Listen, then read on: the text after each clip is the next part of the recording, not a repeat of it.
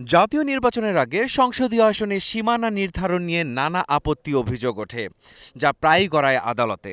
ত্রয়োদশ সংসদের সীমানা পুনর্নির্ধারণে কমিটি গঠন নিয়ে জাতীয় ঐকমত্য কমিশনে একমত হয়েছে রাজনৈতিক দলগুলো। এর আগের আলোচনায় আলাদা কমিশনের প্রস্তাবে দ্বিমত দিয়েছিল বিএনপি সহ সব দল। নির্বাচনী এলাকা সীমানা নির্ধারণ বিষয়ে একটা ঐকমত্যে পৌঁছানো গিয়েছে, সেটা নিশ্চয়ই আপনাদের সামনে প্রফেসর আলী রিয়াজ সাহেব বলেছেন বলে আমার বিশ্বাস। এই প্রস্তাবটা আমি করেছিলাম যে এই বিষয়ে আমরা এইভাবে একমত হতে পারে কিনা দেখি। যেহেতু জাতীয় ঐক্য কমিশনের সুপারিশ হচ্ছে সংবিধানেই যেন আমরা একটা প্রভিশন রাখি, এই যে নির্বাচনী এলাকার, যেটা আমরা ডিলিমিটেশন নামে বেশি বুঝি, সীমানা নির্ধারণের বিষয়ে একটা বডি করা যায় কিনা বা কমিটি করা যায় কিনা। তাদের প্রস্তাব কমিশন ছিল, যেটা প্রতি আদমশুমারির পরে নির্বাচনী এলাকা নির্ধারণ করার পরে তাদের আবার বিলুপ্ত হবে, কার্যকাল ওখানে শেষ হবে।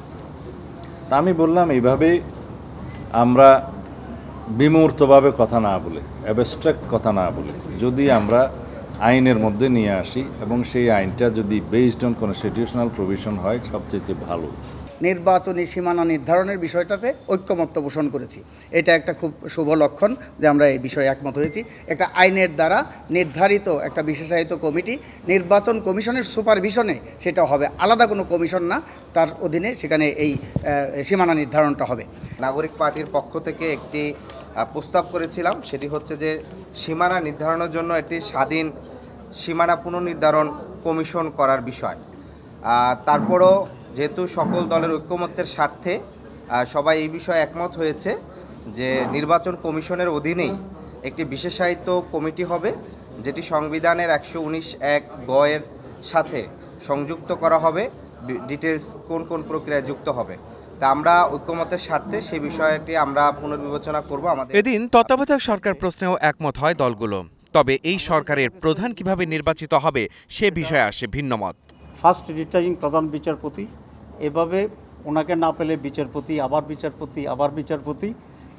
সিক্সথে এসে আমরা বলেছি যে যদি এই জায়গায় আমরা কোনোভাবেই আসতে না পারি, তাহলে প্রেসিডেন্ট সকল রাজনৈতিক দলগুলো যেগুলো পার্লামেন্টকে রিপ্রেজেন্ট করে বা এই নির্বাচনের পরে যেটা করবে, তাদের সমন্বয়ে আলোচনার মাধ্যমে একজন ব্যক্তিকে প্রধান উপদেষ্টা করা হবে। সকল রাজনৈতিক দল ঐক্যমত্য হয়েছে যে তত্ত্বাবধায়ক সরকার ব্যবস্থার প্রয়োজন রয়েছে এবং এই তত্ত্বাবধায়ক সরকার ব্যবস্থার গঠন প্রক্রিয়া নিয়ে আলোচনা হয়েছে। সেই জায়গায় তত্ত্বাবধায়ক সরকারের বিষয় যেটা বলা হয়েছে যে রাষ্ট্রপতি এবং বিচারপতি এই তত্ত্বাবধায়ক সরকার ব্যবস্থার বাইরে থাকবে, এরকম আলোচনা হয়েছে এবং এটা আমাদের দলের গণ অধিকার পরিষদেরও এটা মতামত। এমনকি তত্ত্বাবধায়ক সরকারের যে মেয়াদের বিষয়টা, সেই জায়গায় গণ অধিকার পরিষদ মনে করে তত্ত্বাবধায়ক সরকারের বর্তমান যে বিদ্যমান যে সময়টা 3 মাস রয়েছে, সেটাকে বর্ধিত করে 4 মাসের জন্য তত্ত্বাবধায়ক সরকার ব্যবস্থা করা হয়।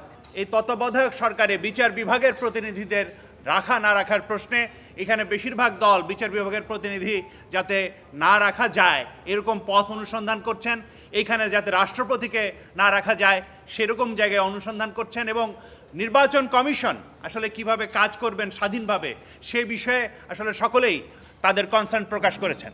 যদিও একে দলগুলোর কাছাকাছি অবস্থান বলছেন ঐকমত্য কমিশনের সহসভাপতি। আমরা অত্যন্ত আনন্দিত যে আজকে একটি বিষয়ে রাজনৈতিক দলগুলোর সঙ্গে আলোচনায় বড় রকমের সাফল্য অর্জিত হয়েছে, একটি ঐকমত্য প্রতিষ্ঠিত হয়েছে। সেটি হচ্ছে নির্বাচনী এলাকার সীমানা নির্ধারণ বিষয়। আপনারা নিশ্চয়ই জানেন যে সীমানা নির্ধারণ বিষয়টি অত্যন্ত গুরুত্বপূর্ণ একটি সুষ্ঠু, অবাধ, গ্রহণযোগ্য নির্বাচনের জন্য। ত্রয়োদশ জাতীয় সংসদ নির্বাচনের জন্য নির্বাচন কমিশনের সহায়তায় যথাযথ দক্ষতা সম্পন্ন ব্যক্তিদেরকে নিয়ে একটি বিশেষায়িত কমিটি গঠন, যদি ইতিমধ্যেই তা গঠিত হয়ে থাকে তবে তা প্রয়োজনীয় পরিবর্তন সাধন করে এবং সেই কমিটির পরামর্শক্রমে সংসদীয় এলাকার সীমানা নির্ধারণ করা। বাংলাদেশের সকল রাজনৈতিক দল তত্ত্বাবধায়ক সরকার পুনঃপ্রতিষ্ঠা করার ব্যাপারে অভিন্ন মত পোষণ করেন এবং একটি সুনির্দিষ্ট ঐকমত্য আছে। এর গঠন এবং কাঠামো বিষয়ে আমরা আলোচনা করেছি, এর এখতিয়ার নিয়ে আলোচনা করেছি, এটা কতদিন থাকবে সেই আলোচনায় বিভিন্ন রকম মতামত এসেছে এবং যেহেতু দুটো সুপারিশ ছিল সংবিধান সংস্কার কমিশনের পক্ষ থেকে সুপারিশ ছিল 90 দিনের, নির্বাচন সংক্রান্ত সংস্কার কমিশনের ছিল 120 দিনের। এই সমস্ত সময় পরিধি বিষয়ে আলোচনা হয়েছে। কোন প্রক্রিয়ার মধ্য দিয়ে প্রধান উপদেষ্টাকে নিয়োগ করা হবে সেটা নিয়েও কথা হয়েছে। এতে দেখা গেছে যেটা যে এই আলোচনায় রাজনৈতিক দলগুলো অনেক কাছাকাছি এসেছে। এটা আমি অত্যন্ত আনন্দের সাথে বলতে পারি যে আজকের আলোচনায় তত্ত্বাবধায়ক সরকার ব্যবস্থা সম্পর্কে রাজনৈতিক দলগুলোর মধ্যে যে খোলামেলা আলোচনা হয়েছে এটা অত্যন্ত ইতিবাচক।